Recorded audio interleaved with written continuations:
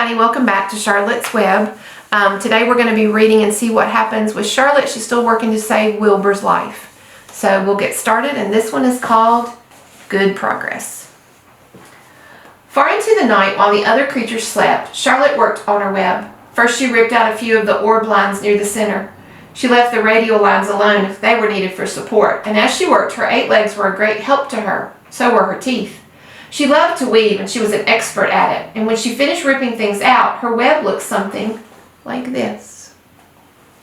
A spider can produce several kinds of thread.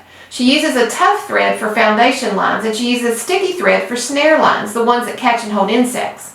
Charlotte decided to use her dry thread for writing the new message. If I write the word terrific with sticky thread, she thought, every bug that comes along will get stuck in it and spoil the effect. Now let's see. The first letter is T. Charlotte climbed to the point at the top of the left-hand side of the web. Swinging her spinnerets into position, she attached her thread and then dropped down. As she dropped, her spinning tubes went into action and let out thread. At the bottom, she attached the thread, and this formed the upright part of the letter T. Charlotte wasn't satisfied, however. She climbed up and made another attachment right next to the first, and then she carried the line down so that she had a double line instead of a single line. It will show up better if I make the whole thing with double lines. She climbed back up, moved over about an inch to the left, touched her spinnerets to the web, and then carried a line across to the right, forming the top of the T. She repeated this, making it double. Her 8 legs were very busy helping. Now for the E. Charlotte got so interested in her work, she began to talk to herself as though to cheer herself on. If you had been sitting quietly in the barn cellar that evening, you would have heard something like this. Now for the R, up we go, attach, descend, payout line, whoa, attach, good, up you go, repeat, attach, descend, payout line, whoa girl, steady now, attach, climb, attach, over to the right, payout line, attach, now right and down and swing that loop and around, now into the left, attach, climb, repeat, okay, easy, keep those lines together, now then, out and down for the leg of the R, payout line, whoa, attach, ascend, repeat, good girl. And so talking to herself, the spider worked at her difficult task. When it was completed, she felt hungry. She ate a small bug that she'd been saving, and then she slept. Next morning, Wilbur arose and stood beneath the web. He breathed the morning air into his lungs. Drops of dew catching the sun made the web stand out clearly. When Lurvy arrived with breakfast, there was a handsome pig, and above him, woven neatly in block letters, was the word terrific, another miracle. Lurvy rushed and called Mr. Zuckerman. Mr. Zuckerman rushed and called Mrs. Zuckerman. Mrs. Zuckerman ran to the phone and called the Arables, and the Arables climbed into their truck and hurried over. Everybody stood at the pig pen and stared at the web and read the word over and over, while Wilbur, who really felt terrific, stood quite swelling out his chest and swinging his snout from side to side. Terrific, breathed Zuckerman in a joyful admiration. Edith, you better phone the reporter at the Weekly Chronicle and tell him what's happened. He'll want to know about this. He may want to bring a photographer. There isn't a pig in the whole state that's as terrific as our pig. The news spread, and people who had journeyed to see Wilbur when he was some pig came back again to see him now that he was terrific. That afternoon, when Mr. Zuckerman went to milk the cows and clean out the tie-ups, he was still thinking about the wondrous pig he owned. Lurvy, he called, there is to be no more cow manure thrown down into that pig pen. I have a terrific pig. I want that pig to have clean, bright straw every day for his bedding. Understand? Yes, sir, said Lurvy. Furthermore, said Zuckerman, I want you to start building a crate for Wilbur. I've decided to take this pig to the county fair on September 6th. Make that crate large and paint it green with gold letters. What will the letters say? Asked Lurvy. They should say Zuckerman's famous pig. Lurvy picked up a pitchfork and walked around to get some clean straw. Having such an important pig was going to mean a lot of extra work. He could see that. Below the apple orchard at the end of the path was the dump where Mr. Zuckerman threw all sorts of trash and stuff that nobody wanted anymore. Here, in a small clearing hidden by young trees and wild raspberry bushes, was an astonishing pile of old bottles and empty tin cans, and dirty rags and bits of metal and broken bottles and broken hinges and broken springs and dead batteries, last month's magazines and old discarded dish mops and tattered overalls, rusty spikes and leaky pails, forgotten stoppers and useless junk of all kinds, including the wrong size crank for a broken ice cream freezer. Templeton knew the dump and liked it. There was good hiding places there, excellent cover for a rat. and there was usually a tin can with food still clinging to the inside. Templeton was down there now, rummaging around. When he returned to the barn, he carried in his mouth an advertisement he'd torn from a crumpled magazine. "How's this?" he asked, showing the ad to Charlotte. "It says crunchy. Crunchy would be a good word to write in your web." "Just the wrong idea," said Charlotte. "Couldn't be worse. We don't want Zuckerman to think Wilbur's crunchy. He might start thinking about crisp, crunchy bacon or tasty ham. That'd put ideas into his head. We must advertise Wilbur's noble qualities, not his tastiness. Go get another word, please, Templeton." The rat looked disgusted, but he sneaked away to the dump and was back in a while with a strip of cotton cloth. "How's this?" he said. "It's a label off an old shirt." Charlotte examined the label. It said pre-shrunk. "I'm sorry, Templeton," she said, "but pre-shrunk is out of the question. We want Zuckerman to think Wilbur is nicely filled out, not all shrunk up. I'll have to ask you to try again." "What do you think I am, a messenger boy?" grumbled the rat. "I'm not going to spend all my time chasing to the dump after advertising material." "Just once more, please," said Charlotte. "I'll tell you what I do," said Templeton. "I know where there's a package of soap flakes in the woodshed. It has writing on it. I'll bring you that piece of the package." He climbed the rope that hung on the wall and disappeared through the hole in the ceiling. When he came back, he had a strip of blue and white cardboard in his teeth. "There," he said triumphantly. "How's that?" Charlotte read the words, "With new, radiant action." "What does it mean?" asked Charlotte, who had never used any soap flakes in her life. "How should I know?" said Templeton. "You asked for words, I brought them. I suppose the next thing you want me to fetch is a dictionary?" Together they studied the soap ad. "With new, radiant action," repeated Charlotte slowly. "Wilbur," she called. Wilbur, who was asleep in the straw, jumped up. "Run around," commanded Charlotte. "I want to see you in action. I want to see if you look radiant." Wilbur raced to the end of the yard. "Now back again faster," said Charlotte. Wilbur galloped back. His skin shone. His tail had a fine, tight curl in it. "Jump up in the air," said Charlotte. Wilbur jumped as high as he could. "Keep your knees straight. Touch the ground with your ears," called Charlotte. Wilbur obeyed. "Do a backflip with a half-twist turn in it," cried Charlotte. Wilbur went over backwards and twisting as he went. "Okay, Wilbur," said Charlotte. "You can go back to sleep now." "Okay, Templeton, this soap ad will do, I guess. I'm not sure Wilbur's action's exactly radiant, but it's interesting." "Actually," said Wilbur, "I feel radiant."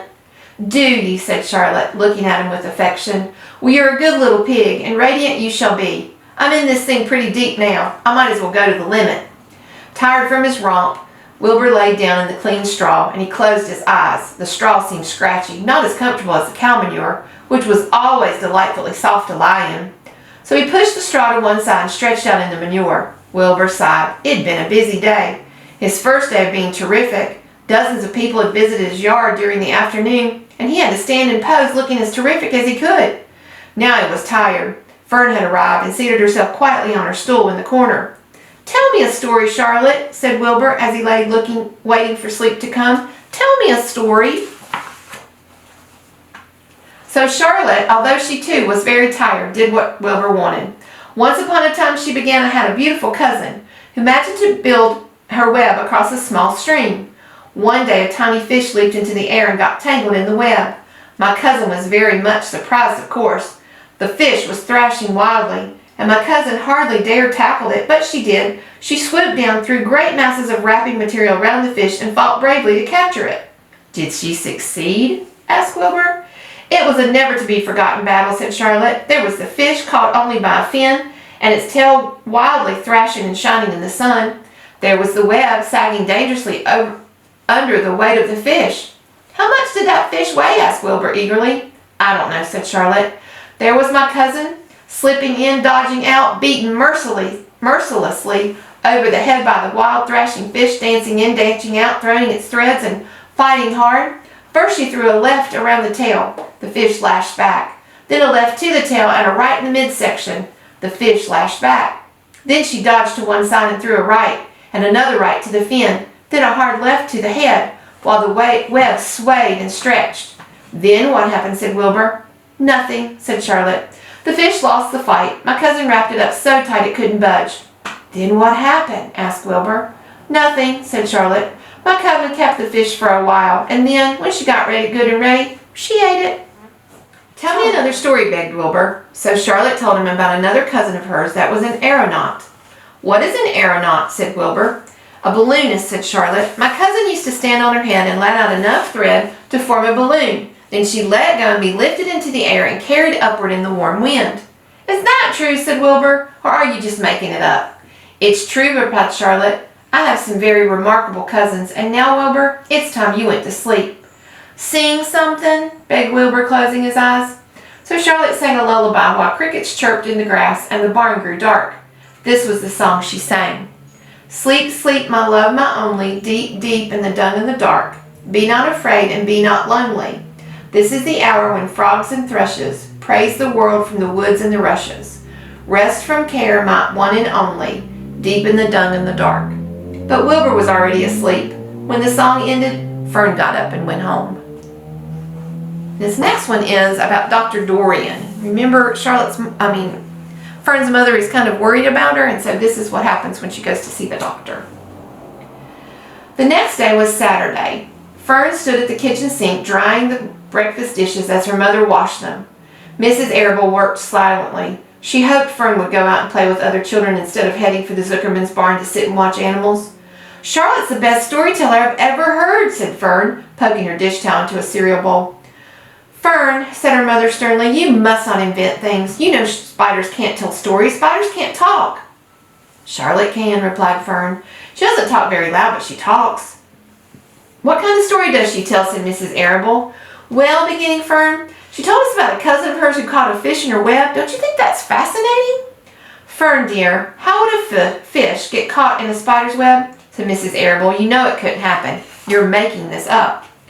Oh, it happened all right, said Fern. Charlotte never fibs. This cousin of hers built a web across the stream, and one day she was hanging around on the web, and a tiny fish leaped into the air and got tangled in the web.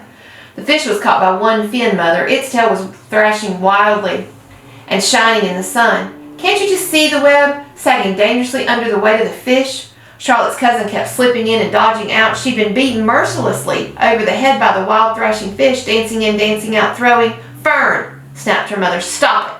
Stop inventing these wild tales. I'm not inventing, said Fern. I'm just telling you the facts. What really happened? Asked her mother, whose curiosity was getting the better of her. Charlotte's cousin won. She wrapped the fish up and then she ate him when she got good and ready. Spiders have to eat, the same as the rest of us. Yes, I suppose they do, said Mrs. Arable. Charlotte has another cousin who's a balloonist. She stands on her head, lets out a lot of line, and is carried aloft in the wind. Mother, wouldn't you simply love to do that? Yes, I would. Come to think of it, replied Mrs. Arable. But Fern, darling, I wish you would play outdoors instead of going to Uncle Humber's barn. Find some good playmates and do something nice outside. You're spending too much time in that barn. It isn't good for you to be alone so much. Alone? Said Fern. Alone? My best friends are in the barn cellar. It's a very sociable place. Not at all lonely. Fern disappeared after a while, walking down the road to the Zuckermans. Her mother dusted the sitting room, and as she worked, she kept thinking about Fern. It didn't seem natural for a little girl to be so interested in animals. Finally, Mrs. Arable made up her mind she would pay a call to the old Dr. Dorian and ask his advice. She got in the car and drove to his office in the village. Dr. Dorian had a thick beard. He was glad to see Mrs. Arable and gave her a comfortable chair. It's about Fern, she explained. Fern spends entirely too much time at the Zuckerman's barn. It doesn't seem normal. She sits on a milk stool in the corner of the barn cellar near the pig pen and watches the animals hour after hour. She just sits and listens. Dr. Dorian leaned back and closed his eyes. How enchanting, he said. It must be real nice to quiet down there. Homer has some sheep, doesn't he? Yes, said Mrs. Arable, but this all started with that pig we let Fern raise from a bottle. With a bottle. She calls him Wilbur. Homer bought the pig, and ever since it left our place, Fern's been going to her uncle's to be near it. I've been hearing things about that pig, said Dr. Dorian, opening his eyes. They say he's quite a pig. Have you heard about the words that appeared in the spider's web, said Mrs. Arable nervously. Yes, replied the doctor. Well, do you understand it, said Mrs. Arable. Understand what? Do you understand how there could be any writing in a spider's web? Oh, no, said Dr. Dorian. I don't understand it, but for that matter, I don't understand how a spider learned to spin a web in the first place. When the words appeared, everybody said it was a miracle. No one pointed out that the web itself is a miracle. What's miraculous about a spider's web, said Mrs. Arable? I don't see why you say a web is a miracle. It's just a web. Ever try to spin one yourself? Said Dr. Dorian. Mrs. Arable shifted uneasily in her chair. No, she replied, but I can crochet a doily and I can knit a sock. Sure, said the doctor, but someone taught you, didn't they? My mother taught me. Well, who taught a spider? A young spider knows how to spin a web without any instructions from anybody. Do you regard that a miracle? I suppose so, said Mrs. Arable. I never looked at it that way. Still, I don't understand how those words got into the web. I don't understand it, and I don't like what I don't understand.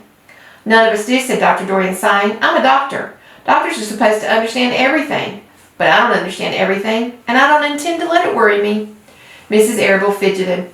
Fern says the animals talk to each other, Dr. Dorian. Do you believe animals talk? I've never heard one say anything, he said, but that proves nothing. It's quite possible that an animal has spoken civilly to me, and I just didn't catch the remark because I wasn't paying attention. Children pay better attention than grown-ups. If Fern says that there's animals in Zuckerman's barn that talk, I'm quite ready to believe her. Perhaps if people talked less, animals would talk more. People are incessant talkers. I can give my word on that. Well, I feel better about Fern, said Mrs. Arable. You don't think I need to worry about her? Does she look well? Asked the doctor. Yes. Appetite good? Oh, yes, she's always hungry. Does she sleep well at night? Yes. Then don't worry, said the doctor. Do you think she'll ever start thinking about something besides pigs, sheep, geese, and spiders? How old's Fern? She's 8. Well, said Dr. Dorian, I think she'll always love animals, but I doubt that she'll spend her entire life in Homer Zuckerman's barn cellar. How about boys? Does she know any boys? She knows Henry Fussy, said Mrs. Arable brightly. Dr. Dorian closed his eyes again and went into deep thought. Henry Fussy, he mumbled. Remarkable. Well, I don't think you have anything to worry about. Let Fern associate with her friends in the barn if she wants to. I'd say offhand that spiders and pigs were fully as interesting as Henry Fussy. Yet I predict that one day will come when even Henry will drop some chance remark that catches Fern's attention. It's amazing how children change from year to year. How's Avery? He asked, opening his eyes wide. Oh, Avery, chuckled Mrs. Arable. Avery is always fine. Of course, he gets into poison ivy and gets stung by wasps and bees and brings frogs and snakes home and breaks everything he lays his hands on. He's fine. Good, said the doctor. Mrs. Arable said goodbye and thanked Dr. Dorian very much for his advice, and she felt greatly relieved. This one's called The Crickets. The crickets sang in the grasses. They sang the song of summer's ending, a sad song. Summer is over and gone, they sang, over and gone, over and gone. Summer is dying. The crickets felt it was their duty to warn everybody that summertime cannot last forever, and even on most beautiful days of the whole year, the days when summer is changing into fall, the crickets spread rumor of sadness and change. Everyone heard the song of the crickets. Avery and Fern heard it when they walked on the dusty road. They knew that school would begin again soon. The young geese heard it and they knew they would never be goslings again. Charlotte heard it and knew she hadn't much time left. Mrs. Zuckerman, at work in the kitchen, heard the crickets and the sadness came over her too. Another summer gone, she sighed. Lurvy, at work building a crate for Wilbur, heard the song and knew it was about time to dig potatoes. Summer's over and gone, repeated the crickets. How many nights till frost, sang the crickets. Goodbye, summer. Goodbye, goodbye. The sheep heard the crickets and they felt so uneasy they broke a hole in the pasture fence and wandered into the field across the road. The gator discovered the hole and led his family through, and they walked to the orchard and ate apples that were lying on the ground. A little maple tree in the swamp heard the cricket sound and turned bright red with anxiety. Wilbur was now the center of attraction on the farm. Good food, regular hours were showing results. Wilbur was a pig any man would be proud of. One day, more than 100 people came to stand in his yard and admire him. Charlotte had written the word radiant, and Wilbur really looked radiant as he stood in the golden sunlight. Ever since the spider had befriended him, he'd done his best to live up to his reputation. When Charlotte's Web said some pig, Wilbur had tried hard to look like some pig. When Charlotte's Web said terrific, Wilbur had tried to look terrific, and now that Web said radiant, he did everything possible to make himself glow. It's not easy to look radiant, but Wilbur threw himself into it with will. He would turn his head slightly and blink his long eyelashes, and then he'd breathe deeply, and when his audience grew bored, he'd spring into the air and do a backflip with a half twist. At this, the crowd would yell and cheer, "How's that for a pig?" Mr. Zuckerman would ask, well pleased with himself, "That pig's radiant." Some of Wilbur's friends in the barn worried for the fear that all this attention would go to his head and make him all stuck up. But it never did. Wilbur was modest. Fame didn't spoil him. He still worried some about the future. He could hardly believe a mere spider could save his life. Sometimes at night he'd have a bad dream, and he would dream that men were coming to get him with knives and guns. But that was only a dream, and in the daytime Wilbur usually felt happy and confident. No pig ever had truer friends, and he realized that friendship was one of the most satisfying things in the world. Even the song of the crickets couldn't make Wilbur too sad. He knew it was almost time for the county fair, and he was looking forward to the trip. If he could distinguish himself at the fair and maybe win some prize money, for sure Zuckerman would let him live. Charlotte had worries of her own, but she kept quiet about them. One morning Wilbur asked her about the fair. "You're going with me, aren't you, Charlotte?" he said. "Well, I don't know," replied Charlotte. "The fair comes at a bad time for me. I find it inconvenient to leave home even for a few days." "Why?" asked Wilbur. "Oh, I just don't feel like leaving my web. Too much going on around here." "Please come with me," begged Wilbur. "I need you, Charlotte. I can't stand going to the fair without you. You've just got to come." "No," said Charlotte. "I believe I'd better stay home and see if I can't get some work done." "What kind of work?" asked Wilbur. "Egg laying. It's time I made an egg sack and filled it with eggs." "I didn't know you could lay eggs," Wilbur in amazement. "Oh, sure," said the web. "I'm versatile." "What does versatile mean? Full of eggs?" asked Wilbur. "Certainly not," said Charlotte. "Versatile means I can turn with ease from one thing to another. It means I don't have to limit my activities to spinning and trapping and stunts like that." "Why don't you come with me to the fairgrounds and lay your eggs there?" pleaded Wilbur. "It would be wonderful fun." Charlotte gave her web a twitch, and moodily watched it sway. "I'm afraid not," she said. "You don't know the first thing about egg laying, Wilbur. I can't arrange my family duties to suit the management of the county fair. When I get ready to lay eggs, I have to lay eggs, fair or no fair. However, I don't want you to worry about it. You might lose weight. We'll leave it this way. I'll come to the fair if I possibly can." "Good," said Wilbur. "I knew you wouldn't forsake me just when I needed you the most." All that day, Wilbur stayed inside, taking life easy in the straw. Charlotte rested and ate a grasshopper. She knew that she couldn't help Wilbur much longer. In a few days, she would have to drop everything and build a beautiful little sack that would hold her eggs. And the next time we read, it's going to be off to the fair, and we'll see what happens with Wilbur and Charlotte. So I'll see you next time.